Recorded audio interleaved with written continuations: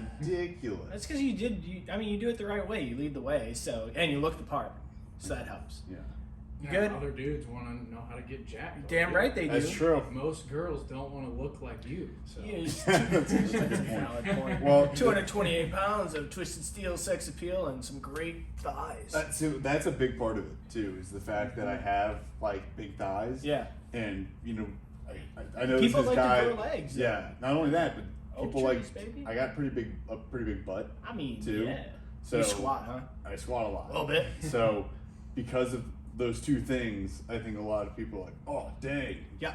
Dude's got huge Makes legs sense, and though. huge butt. Yeah. Yeah. I'm walking around with this, needing to get a CDL because if I grow my butt anymore, I'm gonna need that for my dump truck or ass. Don't choke him in the You ass. know? We good? Yeah. You ready? You want to get that clap? Yep. Yeah, go ahead. Ready? Yeah. I got it. You do it. Yeah.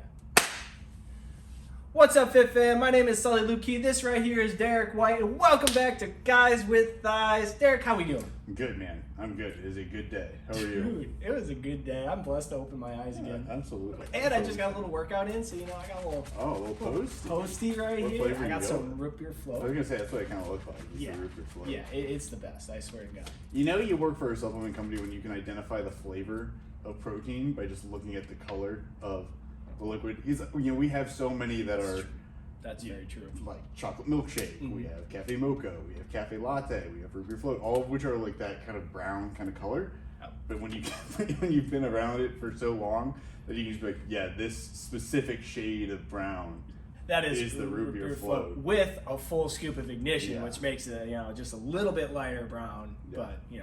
But no, then the reason I have it is because I want to get these gains, man. Mhm. Got to get my rapid assimilation, whey protein, hydrolyzed whey protein isolate, Yeah, along with a high glycemic carbohydrate. You got to replenish those glycogen stores that you burned off. Dude, you gotta, if I'm tearing down muscle, I'm building it back up. I can tell you that. absolutely. Yeah. Why would you not? Because It'd be absurd. some people are just like, I can eat later. I get it, but I don't know, I'm just going to maximize my gains here, I'm feeling it, man. Yeah. If Oh, I'm trust me. chasing fitness results, I'm chasing fitness results. I'm doing it the right way. Well, I think we can tell that you're doing it the right way, Mister. Actually showing off his thighs today. I know. Got a little- 2 weeks in a row of filming these after church. and I'm I was gonna wearing be. pants I'm both gonna be times. honest. I missed it. Really? Yeah. Man. Yeah. I should have gotten a little leg pump before this. Well, you apparently got a I don't bicep pump. I don't know. It's right there Is showing it, out. is it popping today? It's Man, all- I'm a little chunky right now. Well, see, here's the thing. Massive I just wear an titties. oversized tee, so you can't really tell. Yeah. Either way. so, yeah. This is a normal person's oversized tee. Oh, And then I put it on. But- that's a small flex. I wish that was actually the case. If I could just put on an oversized tee. So I Maybe saw eventually, I saw Chris Bumstead in person once, and dude, no shit, was wearing like an oversized tee and was filling it out. I'm just dude, what is your what's your problem, dude? I follow him on Stop. Instagram and stuff like that, and I'm trying to figure out how big is his oversized tee because he wears one, and it's baggy. So is it like a 4XL? I think it's probably because he has like his own brand. I think it's probably like a 2XL, but because I think it's like his normal like shirt size because he's just massive, dude. He is so big in person. Like you think he looks big on like YouTube or on TV or whatever. He is so big in person. It's terrifying. And for people that don't know, who is he? Because I just found him actually this last year. No way. He's dead like the serious. most popular fitness dude in the world. Apparently. Yeah. I found him out. Like, I actually was able to follow him through this most recent prep for Olympia. So Really? it was really, really cool to see. Like, hey, we're doing it again. So just so the audience knows and a little bit of background for me too, who is he and how many times has he won Olympia now? So he's won 5 classic physique Mr. Olympia titles. So we'll break down kind of what the Mr. Olympia is, and then kind of talk about who he is. So the Mr. Olympia competition is like the ultimate bodybuilding covenant trophy that you can earn. Right? And that's the IFBB circuit, right? Yes. So the IFBB, there's multiple different bodybuilding federations. Really, the two that I'm most familiar with are the IPE, which is like the natural federation. There's a couple other ones, but that's like the big one that I'm aware of. And then there's the IFBB, which is the big, like this is the like pro circuit. There's also like the IFBB Pro, which like that's also like you can earn your pro card and be an IFBB pro, but there's a pro like that's another circuit. It's not the legitimate IFBB. Oh, It's I didn't different. know that. Yeah, that's something I learned. I thought you had to be a pro in order to compete in IFBB. It's just a different league. It's like it's the IFBB Pro is like the name of that federation. I think that's what the name of it is. But it's still because there's this dude who just got into the IFBB proper that isn't like they call him Neckzilla. Oh Jesus! This dude is a freak. Just no neck. Freak of nature. No, giant neck. Just Like giant. well, yeah, Oh, yeah. I guess it's kind of no neck. Yeah, It's yeah, just his traps. Yeah, Like, there it is. His Mountains. head's just a triangle. Oh But, Jesus! That's funny. So, the Mr. Olympia title, that's like what Arnold Schwarzenegger was winning year after year after year. He won it 6 times in a row, retired from bodybuilding, came back and won it again. There's a lot of controversy about that. But that's like the king, like the World Series of bodybuilding. Yeah, that's the gold standard, right yes. there. Yeah. If you win that, you just won the Super Bowl. Good job. That's awesome. So, yeah, it's really cool. But there's different divisions of pro bodybuilding. There's for men, there's men's physique. There's 212, which is basically just men's physique is you're wearing those like board shorts. It's kind of like you're going for like the beach body kind of look. Men's or 212 it's basically just bodybuilding, but you have to weigh less than 212 pounds when you weigh in. But it models that same kind of physique of just a big open bodybuilder. There's classic physique, which is mimicking those looks from the Arnold Schwarzenegger days, like the golden era of bodybuilding. They have a nice V-taper, really small waist. They're very well proportioned. They're not too big. They're still not mass monsters. No, they're still massive. They're still giant. Yeah.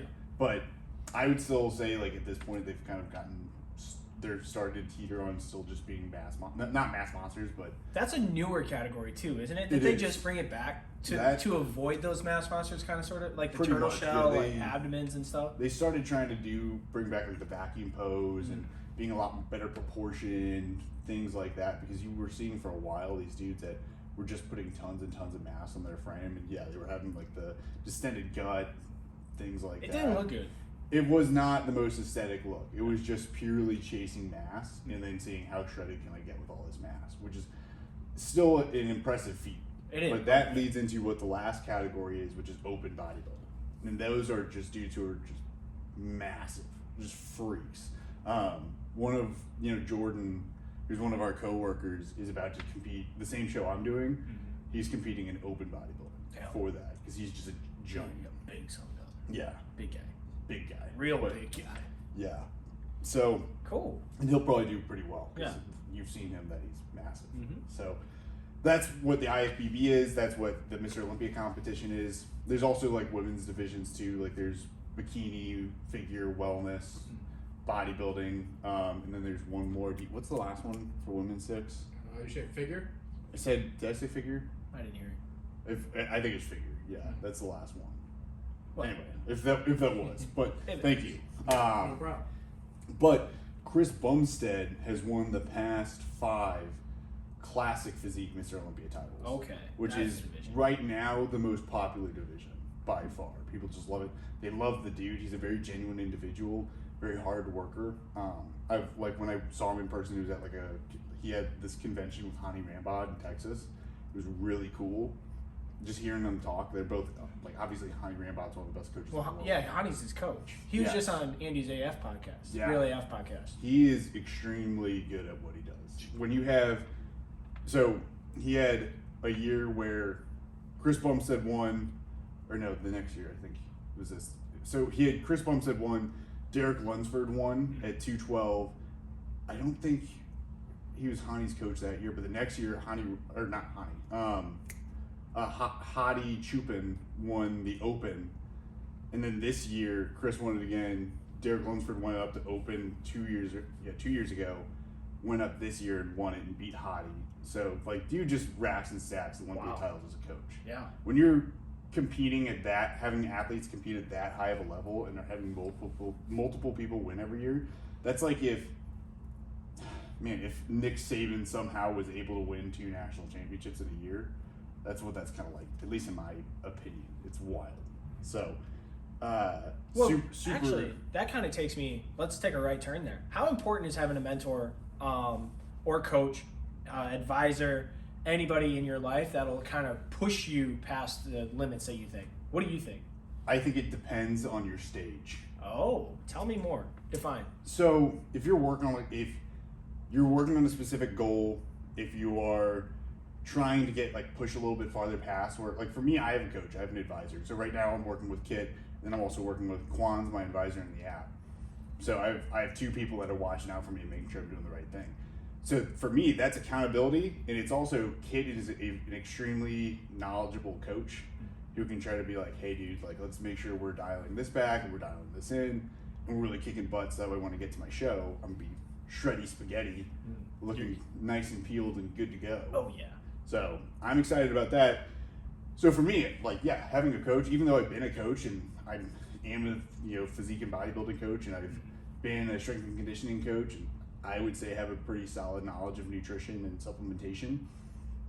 Having somebody to look over, even like the best coaches in the world have coaches. Yes, they do. So having somebody to still look over your stuff, like, hey dude, you missed this, you missed that, or We can have you improve thought on about here this? or Yeah. adjust there. Yeah. And sometimes I have biases Oh, towards of the things course. that I like and want to do. And How many imams do you want to do?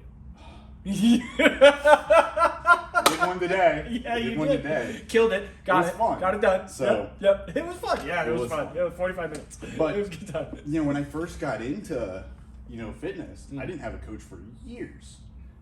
And, I'm somebody who I was willing to go and put in the work to figure out how to do stuff. It took me a long time to actually start doing things mostly right. If Yeah. that makes sense. Oh, it does, because in 2016, I was listening to a speech by Jim Rohn. Do you happen to know who he is? Mhm. So a lot of people call Jim Rohn the godfather of motivational speaking. Like, he was the one that taught Tony Robbins. It was like his direct mentor. And Jim was talking in his speech. He's like, hey, you guys should be reading as much as possible. And the reason is because it's true. You fail your way to success, but it doesn't have to be your failure. So if you think about it, like, there's thousands of people that wrote down what not to do. And then in the same sense at what to do as well to replace it. But like, the world is littered with things that what not to do in business, what not to do in physical fitness, or how to do this in physical fitness, how to create a better bicep, how to create the separation in your hamstring, right? Like, there's thousands of books out there that tell you how to do it. And if you aren't willing to do the work, which a lot of people aren't, let's be frank, or if you want to go faster, because you can go faster if you get a coach that has been there, done it. Yeah. So for me, getting started, yeah, I really wish I had like a coach or an advisor to just be not even just for like workout stuff, but telling me how to eat right. I did not understand why protein was so important for years. I didn't understand why micronutrients like vitamins and minerals were so important for years. I took fish oil. Did I know why I was taking fish oil? No. It made my joints feel a little bit better. maybe. I don't even remember. That was when I was 15, So Holy Christ, you were taking fish oil at 15? Yeah, so I think the logic of it at the time was someone told me, oh, this will help you with weight loss because I was a fat kid, right? Oh. Which it will. It absolutely It will, yeah. But I was taking the big box store brand fit like omega-3 supplement Yep. that isn't, super efficacious, like not efficaciously You had to take dosed like for 10 of carb- them in order just to get a dosage that which might help. I was not doing because I didn't know that. Yeah. I didn't have the knowledge I do now. So at that point in time, it would have been so helpful to have had a coach. Now, when I have an advisor year round. I have someone who I work with year round and at least is watching what I'm doing. Now, the element of which how involved they are is not always the same. So right now, Kwan's really helping hold me accountable because he knows I have this goal of going and competing. So like he's playing a much bigger role. Kid is obviously playing a very big role because he's my like coach proper right now. But outside of that, when I'm kind of not coasting, I don't want to use that term. When I'm not working on a specific fitness goal, when I'm not trying to lean out or bulk up, if I'm pretty like almost in a maintaining phase, or maybe I'm trying to work on Maintenance phase. conditioning or something like that, where I'm just kind of having fun with fitness for a minute, they might kind of dial it back a little bit. We might have that conversation. I think really everybody would benefit from having a coach or an advisor in their corner as someone to hold them accountable and push them towards their goals, because let's face it, most people aren't trying to chase what I'm trying to chase right now, and that's okay. Not everyone. You are trying to be an athlete. I'm trying like to be the top 1% athlete. Yes, yeah, and most people aren't trying to do that. Most people are trying to feel a little bit better throughout the day, and unless you have a lot of daily discipline and a lot of knowledge and can kind of remind yourself of your goals, and that takes practice. Not everyone has that mindset, and that's okay. Mm-hmm. But if you are that person, having that mental check on yourself of thinking, okay, how can I try to have this so that someone can check in on me, make sure I'm doing the right thing? Because when you have an advisor, when you have a coach, you don't want to let that person down. That's someone who you've built a relationship with, someone who's your friend. Mm-hmm. And when you are doing it almost for that person too, you don't want to let them down. So it's another piece of accountability there. Does that kind of answer your question? Oh, absolutely. Cool. Absolutely. I think it should be said that I believe having an advisor, First Form app is perfect for that because you always have your advisor, you have your macros, you have your tracking, you have your water tracking, everything right there at your hands disposal, right? But I workout programs, free education. everything you need. I think the most important thing that people miss though is that you also have to be a self-starter, a self-motivator. Yeah. Because your advisor or coach or anybody like that, however you want to define it, cannot be there 24/7, 365. Coach is not a babysitter. No, they are not. And unless you're willing to get up and go for that walk without having somebody check in on you constantly, you're not going to go anywhere. Now, sometimes, do you need a little kick in the pants? Yes. That's why a good support system is very important, if you ask me.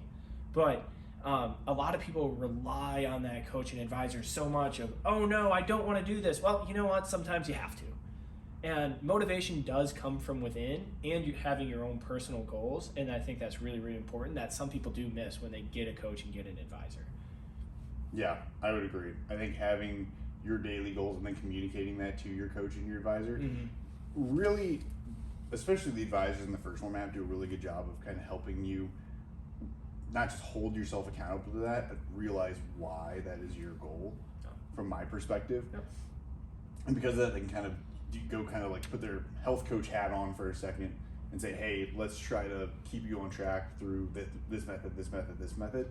And I think that's really cool. So yeah, I agree. Coach is not a babysitter. That's one thing that when I was a coach was frustrating for me because, some people, and not frustrating, I don't want to use that term, but it is very difficult when people almost want you to do the work for them, or you hear a lot of people kind of dealing out excuses, and you have to remind them, hey man, like you say, hey, this is not an excuse, but that but is what's making an excuse. Mm-hmm. You are making an excuse right now, and I'm not saying that it's not a valid excuse, but how are we going to try to keep it on track? Like, how are we going to go from here? I heard this one thing when I was talking to a friend, Kenny Lutz, shout out, and he said anything that comes before but doesn't really matter. And it really hit me because you think of it. How much time do you say, like, yeah, I know I have to study, but that means that you're not going to study or you don't want to study, right? It's just like, oh, I was really going to work out, but. And so, like, anything that becomes for a but means that you don't really want to do it, or you're not going to do it, and you're going to come up with every single excuse because that's what mostly comes after but is an excuse. And when you learn to kind of become aware of that and to become like train your mind to like, oh, that's where I have to shift, right? So, but, can't say that anymore. What is the actually thing that I'm going to say like, oh yeah, I just don't want to work out today. At least you're being honest. I don't want to eat that food today. Well, at least you're being honest because now as somebody, as a friend or as a coach, you can be like, but is that going to get where you want to go? Beyond that too, when you admit that to yourself, you can realize why. Why don't I feel like working out today? Why don't I feel like eating that food today? I'm obviously not coaching this person, but it's someone who's a friend, and I won't deal out any names for this, but they were telling me how they didn't get their movement in one day over like Christmas time, and I asked like, so what was kind of your day looking like going, like doing stuff around the house or whatever? And she said, oh, well, I was just up really late and I had to work the next day and I had to sleep too. And I asked, okay, so what time did you go to bed? And she's like, well, like 4 a.m. And I was like, oh, why were you up till 4 a.m.? And she was like, well, I was out late, and then I was on my phone, and I was on my phone for a few hours talking to some people, and I'm just like, so I just straight up said, so it sounds like you just didn't make sleep a priority, and because of that, you didn't make your activity a priority. So what can we do now to try to solve it?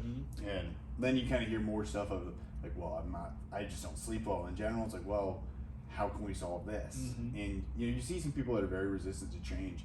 And that's one of my big pieces of advice to people is if you actually have a goal and you actually are serious about stopping making excuses, start with like some introspection of, okay, are my goals really my goals? And try to actually reflect on that, because then I promise you your excuses are going to start to diminish quite significantly. Well, it comes from the accountability mirror.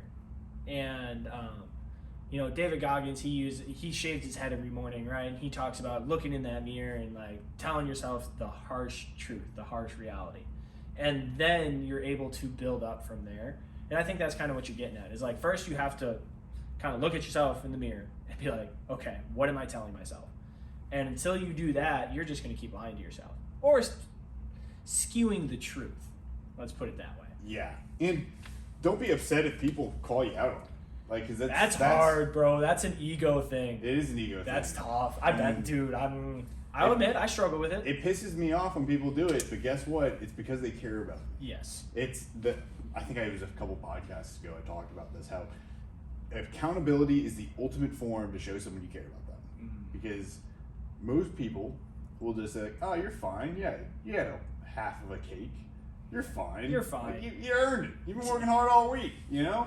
Well, I bet you that tasted good, though. You earned it. It's all right. It's okay. Yeah, Get back at it tomorrow. You haven't had half of a cake since Tuesday, so you're good. But I remember last time you had a half apple or a pumpkin pie. When was it? It's been a minute. It was before Christmas. So. It was Thanksgiving when I witnessed it. That's okay. I mean, that's what, almost 2 months ago. Come on, let that go, bro. Come on. And what about that Christmas party, though? Oh, there was no pumpkin pie at the Christmas party. For the record, Taking loopholes there, dude. for the record, yeah, it was different sweets that I had GDA, so I Saved yourself. I There. saved myself a little bit of heartache on that one. That's funny. But we've discussed that already. The people know. They know about my holiday party. I admit to it. I mean, but we've talked before. Like, hey, that one meal didn't ruin you. No. But that's because you got back on the horse. Yeah, and I've been building what I've built for 11 years now, almost 11 years. So for me, having cheat meal or whatever is not going to be detrimental, and for most people it won't be. Like really, realistically, as long as you're not going and eating 10,000 calories in a sitting, really, you're probably going to be okay. Yeah. But when you're doing that consistently, over and over and over again, of having like multiple cheat meals out of the week, and really just blowing over your calories and not prioritizing your protein and not doing the things that are good for you, that's where we're seeing some issues. Well, let's go here, because we were just talking about the accountability mirror, and I know you weren't feeling too hot after you had all that pumpkin pie. No, I took a nap. Yeah. We talked. Yeah. And then, how did you get back on the horse the next day? I'm really big on not trying to overcorrect. Perfect. I actually had my partner in the challenge for the First Form New Year's Challenge. It's one of my best friends that I've been best friends with for years now, and he went a little bit over on his calories yesterday, and he told me, and he said, so what do you think I should do today? I was like, dude, especially week one, let's just, we're establishing our battle rhythm. We're just trying to hit our calories, hit our protein, get our movement in, prioritize sleep, drink our water, we're good. Like if we can do those things, we're good. So don't worry about if you went over a little bit yesterday. Get right back onto our normal plan, because when we overcorrect, we're just throwing ourselves off even more. That's when we get on the roller coaster. Yeah. And then that's, for me personally, that's what led me down to binging, and then feeling bad about myself, overcorrecting even more, and pretty soon I'm a bulimic. So that, it's very important just to get right back on the plan, run the play, and then to keep going from there. Yeah. Well, and so from like a hormone profile, right, when we are just drastically dropping our calories one day, all of a sudden, so we have two kind of main hunger hormones. We have leptin and ghrelin. So leptin is what's released in our body that tells us, hey, you are full. You don't need to eat any more food. We're good. Ghrelin is that hunger hormone that's released when you're like, hey, dude, your belly's empty. We need some of the scrumdiddlyumptious stacked. So when we all of a sudden are not eating as much as we should be for days at a time, all of a sudden your Ghrelin's going to probably spike up a little bit. So when you try to do that overcorrection, you can kind of get into this kind of yo-yo pattern where you way overeat one day, you feel really bad about it, so you way undereat, and the next day you're starving and your cravings are going up because you way undereat the day before, and now your cravings shoot up, you overeat again, and you kind of can go back and forth. Yep. And we want to make sure we're avoiding that. So just making sure that we are having as stable, like normal hormones, hunger signaling, satiety. If we can just stick to our normal plan, it's going to help quite a bit. And obviously if you're dieting, you're going to start getting hungry eventually, just in a normal weight loss period. That's just kind of the nature of the beast. So also having that understanding of I'm eating in a caloric deficit, like I'm not eating as much as my body really needs to maintain my weight, so it's going to eventually just start feeling a little hungrier. That's just a normal fact of life, and there are ways you can definitely mitigate it and try to feel less hungry. But at the end of the day, just kind of going in with that mindset is going to make it a lot easier. Yeah, accepting the fact that, like, hey, this is the goal that I want, and this is what's going to happen, and being aware that, hey, I'm going to feel this way. Might have a little less energy, especially as my calories get lower and lower. But this is part of the process. And then eventually you're going to come back up that mountain to where you go to maintenance, and if you want to put on a little muscle mass, you go to a surplus. And then we just kind of gradually roll. It's not these massive, like, heartbeat spikes. Yes. Yeah. All right. Well, I'm thinking we do a little Q&A. How's that sound? I think so too. So, I have some good questions here. We put some stuff on our story, so let's go with yours first. Okay. Sorry, I'm going to pull these up really quick for the people at home to hear them or see them. So our first one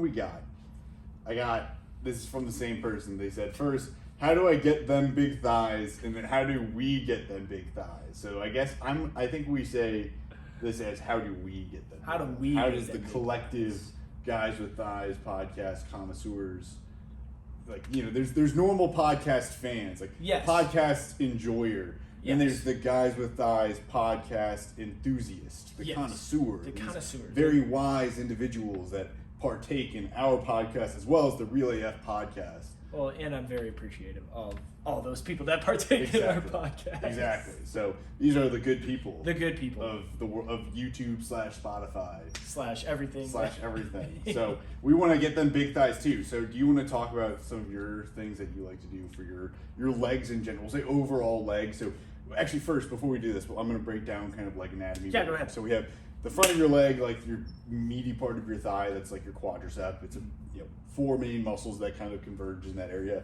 You have your adductors, which are like the inside of your thigh. You have your hamstrings, and obviously like above your hamstrings you got your glutes, and your abductors kind of here on the side next to your glutes. So when we're talking about our thigh, we're really mostly talking about like our quads, our adductors, and then our hamstrings. So that's what I want to kind of clarify for the people out there that need to learn a little leg anatomy on the fly. But what do you like to do for your thighs? My personal opinion, one of the best leg exercises that you can do is any type of split squat. Okay. So that is my favorite leg exercise altogether. Now, a lot of people see the Bulgarian split squat where your foot is elevated, but you don't necessarily have to do that, especially depending on your level of fitness, right? So I actually like the traditional split squats where you're kind of when you're in a lunge position, and then you just focus on one leg. You're going up and down for whatever reps that you like. I personally like the 8 to 12 reps, trying to stay in the hypertrophy range. But so that is my favorite. I do like Bulgarian split squat, but once again, that's a little bit more of an advanced move because the foot being elevated and the balance portion that comes in. So I would start with any type of split squat, but just a normal split squat is where I would start. Is absolutely by far my favorite. Yeah, it's the isolation. Go ahead. That's a really good athletic movement too, like a really good movement for a lot of athletes to do because it does require some extra stabilization. I would say if someone really wants to isolate one side of their leg, like one leg at a time too, but maybe they don't have that balance, but they still want to make sure they're overloading, because we want to make sure that we don't want the limiting factor to be our core. We want the limiting factor to be our leg. So if stability is our limiting factor, you can also take like a PVC pipe and put it in one hand and use that to kind of lean on. And then You can add weight in the other hand too, and that way, or really you probably do the PVC pipe with in line with your working leg, and then your other hand with the dumbbell or whatever you're using, and that way you can stay a little bit more stable. Or another way, I'm a really big fan of doing this for split squats, is using the safety squat bar. So if you guys haven't seen it, it's that bar that kind of looks like a yoke and has the weight kind of shifted out in front of you a little bit. And when you use that, you put a barbell out in front of you in the squat rack, and you put that in line. You can hold on to the barbell, and you can do your split squats that way. And dude, the stability you get from it, the strength you can get out of it. I've seen people put up some serious numbers. Like I've never even thought of that. Yeah, dude, it's crazy. So if you're really looking to try to progressively overload that, those are some good ways to do it. But Love it. I would agree, especially for athletes, that a split squat, especially I would say a Bulgarian, is a really good exercise.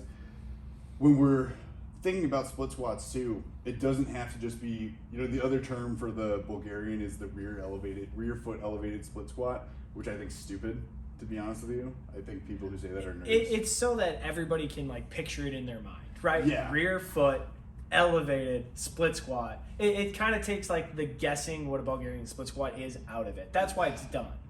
I think it's just so much verbiage that people are going to be just as confused by it. Valid point. When I can see that. Versus when people say like, "Oh, Bulgarian split squat," they're just like, "Oh, people who train, they know what that is." If you just went up to somebody in the gym like, "Hey, you're doing some rear foot elevated," That's a mouthful, bro. it is. That's what I'm saying. I'm like, dude, shut up. Yeah. Shut up, textbook. Okay, I get it. I'm a nerd, but you're a loser. So Shots fired. I'm just saying. So, but you can also do things that bias your legs in some other ways. If you want to try to do a front foot elevated split squat and get even more stretch on like your glutes, having that more loaded position in the lengthened position of your glute. Basically what I'm saying here is you get a better stretch on your glute when you are like have that big stretch and maybe have a little bit of a pause at the bottom. Now you can really see some growth in your glute. But if you have like that rear foot elevated split squat, which is also so great, don't get me wrong, but my point here is you can play around the positioning of a split squat quite a bit, where you can target different areas of your legs. So you guys can look into that on your own, or you can ask me and I'd be happy to talk about it more. Well, we'll have to do them together. But yeah. What's yours? Tell me your favorite, thigh builder, oak tree builder. I think it depends. Oh, that's the answer to every fitness question on the face of this planet. I know, right? It does depend. Come on, man. It does depend. Well, let's give me your favorite. You got to have a favorite. So, if I'm thinking about this, I want it to be. You got big brain over here. I want it to be something that is going to require minimum amount of stability from like my body, right? I want it to be something that is going to be like a very easy movement pattern to just kind of go through and just really focus on not forcing, but I can also safely fail a rep if I need to. Dude, I would say one of them would probably be the hack squat. Oh, that's not where I thought you were going, but the hack squat is phenomenal. Now, I'll say this, I love back squatting. Yes. I can do a back squat really well. I think it's just a super fun exercise, and sometimes it's really fun to just throw a lot of weight on your back and just do reps, but it does require some additional core stability, not to a point where it should be your limiting factor, to be honest with, in my opinion. Well, motor movement pattern too. Yeah. So it also is not something that if I fail a back squat, I feel confident that I can just bail out from it. Not a lot of people are like that. It's something you have to practice. So a hack squat, if I do it and I push to true failure, I just sit down and then it hits the bumpers and I'm good. It's much safer. I wouldn't say it's fully safe, but it's much safer. You could also go into like a back squat on like the Smith machine or something like that. That's also going to be pretty safe and add a decent amount of stability. And you literally just pushing it through one plane of motion.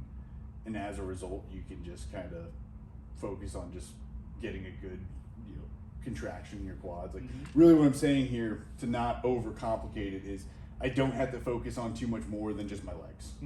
I can just use my legs to push weight. Yep. And as a result, I can make sure that I'm getting the best stimulus for growth. So absolutely. I love it. I would probably say hack squat for my quads at least. So that's perfect. Let's move on to one of the next questions you have, I believe.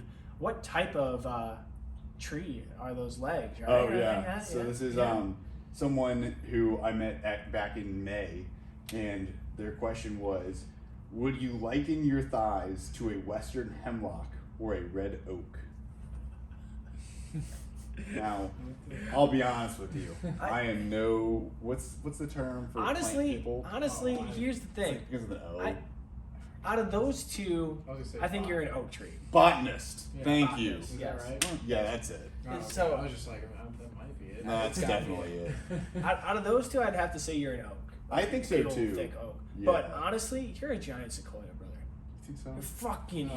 huge, I'm man. not- Huge. I'm not tall. Yeah, but That's the issue. but the Yeah, like, thanks. come on, man. Have you seen these things? Stop. You're Stop it! Stop Stop! Say another nice thing though. But yeah, I think I'm gonna go with the red oak. Oh, I think yeah. that just sounds better. For me. I would have to say the red oak it fits you. What kind of tree would your legs be? Twigs. Twigs? No. What are you talking about? My legs aren't nearly as good as mine. Earthy What ass I want. twig, you know? I honestly, oh god, I don't even know. Solid pine. Pine. Yeah. Yeah. Because they're not like overly big, but they're all they're Bred for the it's cold. solid. Too. Yeah, and they last forever, right? Mhm. Yep. That's yeah. that's a leg that people are gonna want to take into their house this time of year too. Yeah, Christmas that's true. season, you That's know? true. That's true. Well, I'm the Ladies big one. love I'm the big pines. one, so I lasted. It doesn't fit in.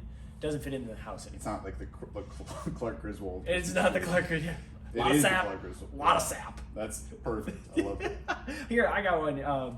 So somebody messaged in, and they're just like, "Hey, I intermittent fast, and I'm having difficulties to." Mine were not science. I know, right? I know, but hey, this is right up your alley. I intermittent fast, which means they have a compressed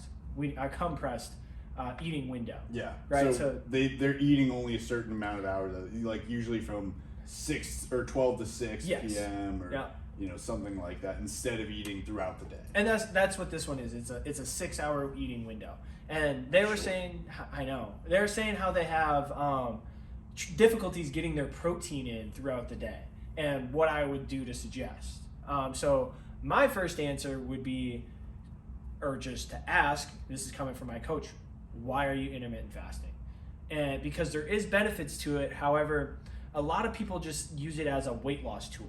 And newsflash, guys, the reason that it's a weight loss tool is because you're not getting enough calories in, and that's okay to an extent unless you're getting not getting anywhere near the calories in that you need. And normally, if you're not hitting your protein goal, you aren't getting it anywhere near the the calories in that you need throughout the day. So once I got the answers to those questions, honestly, from not knowing any more in the situation, I would say to increase the time that you can eat throughout the day and just add 1 or 2 more meals. What do you think about that one?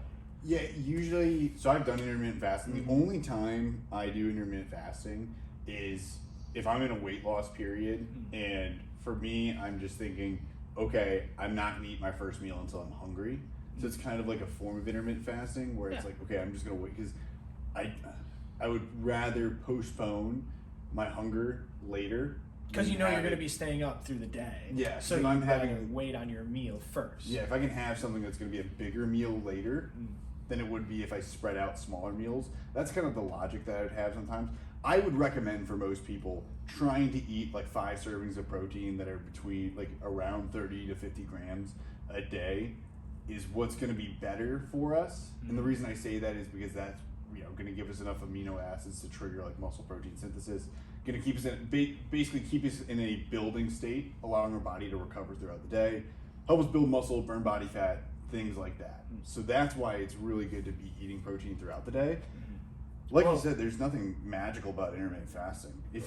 But at the same It's time, calories in, calories out. Most of the time during a compressed eating window, you're just not getting enough calories. yeah, because especially you feel 6 full. hours. 6 Yeah. hours is hard. Yeah. I would recommend for a lot of people, if they are doing intermittent fasting, maybe do like an 8-hour window, because that way you're still getting a lot of the benefits of that fast, but you can get a little bit more food in. Yeah. So- Okay, so let's just say, just for shits and giggles here, that they don't want to increase their eating window. What would you do? I would probably take a look at their diet and see what they are eating, Mm-hmm. seeing how much protein they are consuming from whole, like if they're eating a lot of whole foods and just are like, dude, I'm still super full, then be like, okay, well, let's see if we can use maybe a supplement to try to make sure that we're getting in enough protein at that point. So using something like Level 1, which is a sustained assimilation whey protein powder, basically it's designed to mimic the digestion of a whole food protein source. Mm-hmm. It's ranging between like 23 to 25 grams of protein depending on the flavor that we get.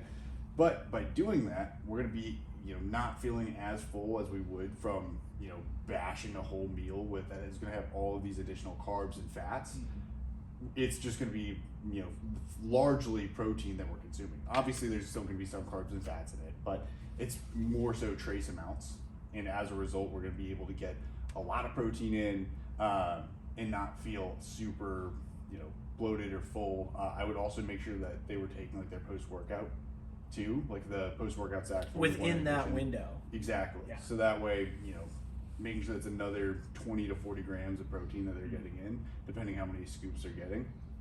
And that way, I didn't even think of that one. yeah, and the post-workout stack honestly is a phenomenal tool if you are feeling super full too, Mm-hmm.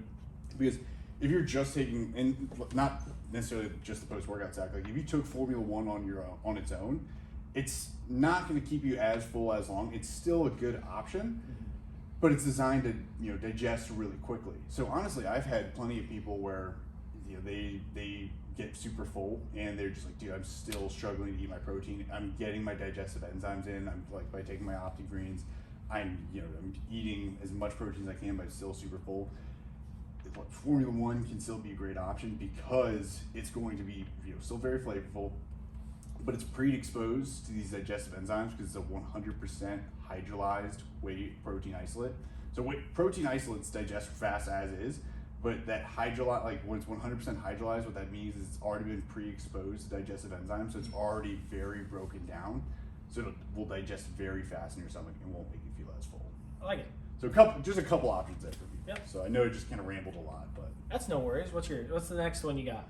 we got if you could be a drink for a day, what would you be? And I clarified. I was gonna say because I was a little confused on this. I was thinking automatically alcohol. Well, I've just assumed like milkshakes. Yeah, But brings all the boys to the. I right. I clarified about the question. Like if someone were to drink me, would I then be revived? Because I wouldn't want to be a tasty drink then that someone would want and just sit there and be like, oh man, I would love that cup of coffee. Just bash this cup of coffee. Yeah, that Pumpkin 1P spice energy coffee. would be great, You know you're having pumpkin spice. Yeah. You're a pumpkin spice, aren't It you? might be, but yeah, so the next day I'm revived, obviously. So first off, but yeah, it might be pumpkin spice latte level 1 in coffee.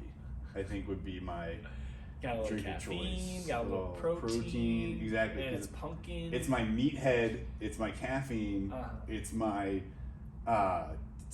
white girl delicious treat. Shots fired. Shots So, fired. It's today. all of my things. It's everything together. So I think that's what I would pick. What would you be? Man, that's a question and a half. Well, it's not soda because I haven't drank soda since 8th grade.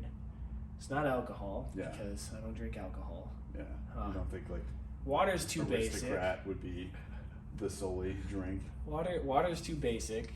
Let's see here. That leaves. I'm thinking here.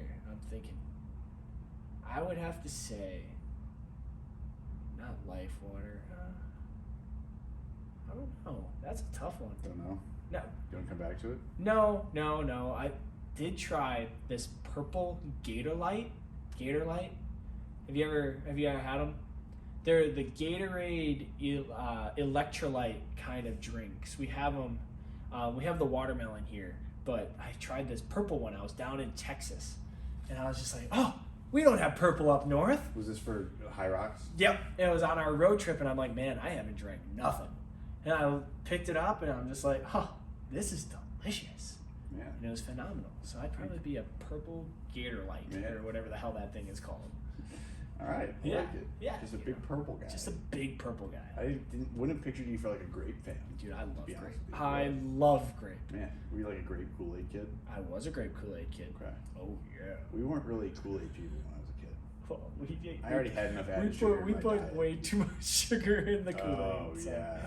Nice. Yeah. Nice. Well, you were still like a pretty athletic. I was athletic, but I was the fat athlete. Oh, yeah. The fat lead. but you're not anymore. So here we are. Sure, thank you. So Derek, Q&A.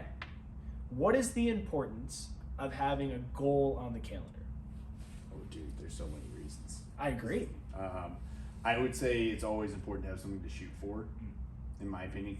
If you're not always trying to move towards something, you're most likely going to start diminishing without even realizing it. The kind of maintenance phase for, the majority of people is kind of a sham. I'm not saying you have to always. If you're there for an extended period of time, I would say yes. Well, and my point is more so, not necessarily like, I have to be always progressing in every area of my life. That's not really what I'm getting at, especially because let's relate this whole thing to fitness. If I'm trying to, as someone who's experienced, and I'm trying to, like, let's say I want to grow my arms, I'm not going to be training my legs nearly as much as my arms during that training block. So I might have 2 months where I'm really hammering my arms and my legs are kind of in a maintenance phase. But that's because my goal is to grow my arms. So just like in life, if my goal is I want to pour as much as I possibly can into my personal development, okay, something else might have to go. Or not go, but have to maintain. Put on the back burner. Yeah, exactly. And just kind of keep it at the simmer.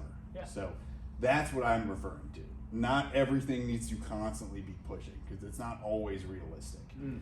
When you, especially if you have, like, let's say you have a big jar of water or a big bottle of water, and I have 3 cups. If I start pouring into, like, I pour all the water into the 3 cups, and I say, okay, I want more, more of this cup. I have to pour from these other 2 cups into that. So I only have a finite amount of resources, only a finite amount of energy, and only a finite amount of time. So sometimes it does make sense to be like, okay, I need to accelerate one thing, and to do that, I can't try to accelerate these other things. I can't pour more into these other cups because I just don't have the ability to right now. But that being said, you still have some that you can pour. So we do want to make sure that we're working on something. Obviously, like, there's periods where you might need a brain break. I was actually having this conversation with somebody earlier, or it was yesterday, about, dude, you need to schedule downtime. You need to schedule downtime. It is so critical because when you're working on those goals and you're pushing, it is so easy to just run yourself ragged, and you can't pour from that empty cup. So when you schedule downtime, even if it's an hour or 2 hours where you're just literally kind of vegging, and this is something I am horrible at. Me I'm too. so bad about this. This is my weak point that I'm really trying to work on because I have a tendency to just kind of go. But when you schedule that downtime, a lot of people think of it as being kind of selfish. But in actuality, it's a very selfless act because it allows you to put so much more into your other daily tasks that you're trying to get done. And otherwise, you're just going to burn out. So if you're somebody, like the people who work here work extraordinarily hard here at HQ. And but they still have family lives. They still have people that they would depend on them. So if you can put a cap on, I'm going to work extremely efficiently and as hard as I can from this hour to this hour. Then by this hour, it's family time, it's chill time. I'm hanging up and hanging out, whatever it may be. And that's going to make that person so much more effective at coming back the next day and being extremely efficient in attacking the day, and then being a good husband, father, whatever it may be, long term. You know what I mean? Yeah, I do. The way I view it is that we talked about earlier about having coaches and having advisors and having a life coach, if that's what you want to get, about how they can't be there 365. Well, 366 this year. But having something on the calendar is that motivation in your life that might just be the catalyst to keep you going. Like, you wake up, I don't want to do anything today, but you have a bodybuilding show at the end of March. April, I would bet my ass. I would not be ready by the end of March, I hate to tell you. Well, sorry. Anyway, my no, bad. it's okay. I would bet my butt that you are going to get up simply because you have something on the calendar. And you are going to do that cardio, or you're going to hit that lift, even though you might feel a little lethargic. And then, hey, afterwards you might veg because you scheduled that downtime. But something on the calendar could quite simply mean the difference of doing it and not doing it. And having something that's constantly pulling you forward is really important. Have you ever seen the movie Major League 2? No. Okay, well, it's a baseball Major movie. League 1. Yeah, That's well, with, they made a second one. Bob Uecker. Bob Uecker. And Charlie Sheen? I know Charlie Sheen. Well, Bob Uecker's the announcer that says just been outside. Yes. I know him because he's a Brewer guy. Okay. Wisconsin. Anyways, but Major League 2, in this, there's this don't stand on the tracks when the train's coming through, right? So sometimes when you don't have something on the calendar, guess who doesn't stop? Everyone else in life. Exactly. Because they all are charging towards something. And if you decide to stand on the tracks and everybody else is coming forward, you're going to get your ass ran over. Yeah. I mean, even if that goal of that you have on the calendar is, well, everyone else is in a situation where they're like trying to stay stagnant, they're trying to maintain. Yeah. And because of that, they're starting to move back. If you're still trying to push forward, in worst case, you maintain, you have still separated yourself from the crowd that much. Exactly. Because there's said that there's like 3 things of movement, right? There's you're going forward, you're going backwards, or you're staying the same. When realistically, there's only 2. Because if you're staying the same and you're going backwards, the people that are going forward are separating themselves from you. So if you look at it that way, right? If you're standing on the tracks, well, you're staying the same. But you're still going to get ran over by the people that are constantly going after a goal, going after something on the calendar. And I think it's really, really important that to have something there so that when you need that external motivation, it's there. And you can see it. And it's on the calendar and you're like, oh, shit, I got to get up and I got to go. So that's how I view it. Yeah. I think it's a good one. Let's do one more, huh? All right, I got. Dude jumps on your back. How long does it take for you to beat him off?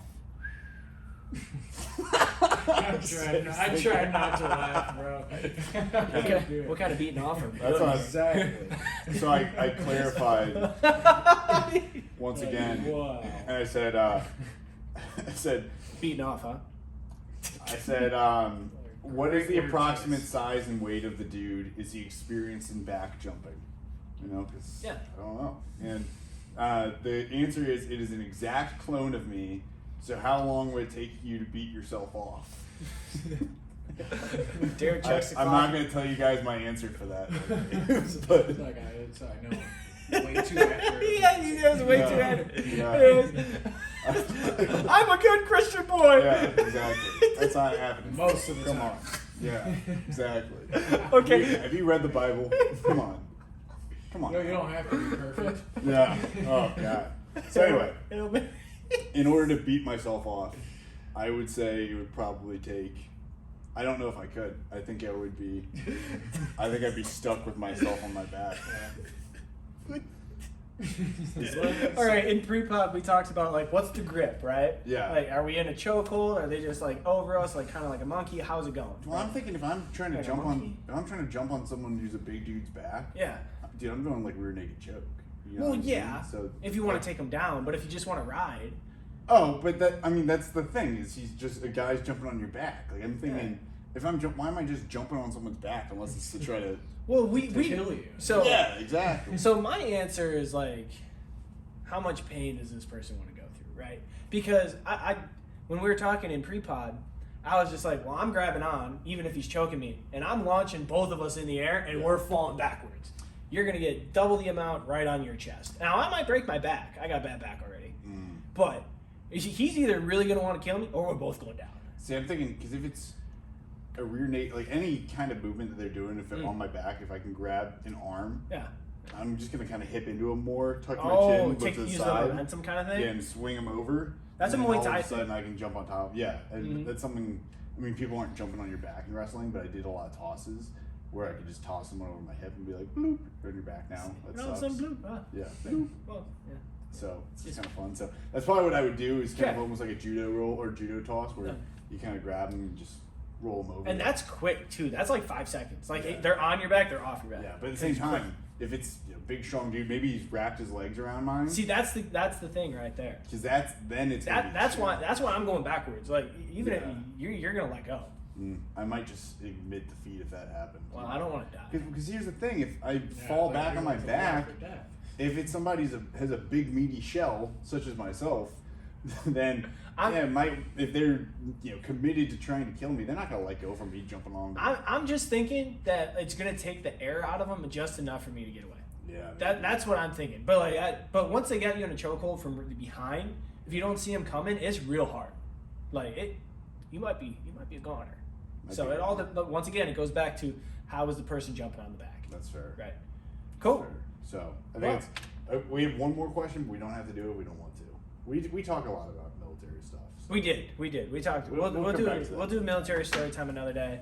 I got a good one from Afghanistan. Little Oh, good. tease for you I like right it. there. Nice. Little tarmac on Afghanistan. I like it. Involves a porta potty. Oh. Yeah, buddy. I don't. Most of my porta potty stories from the Army are not super. So we're gonna leave it at that. Pretty gross.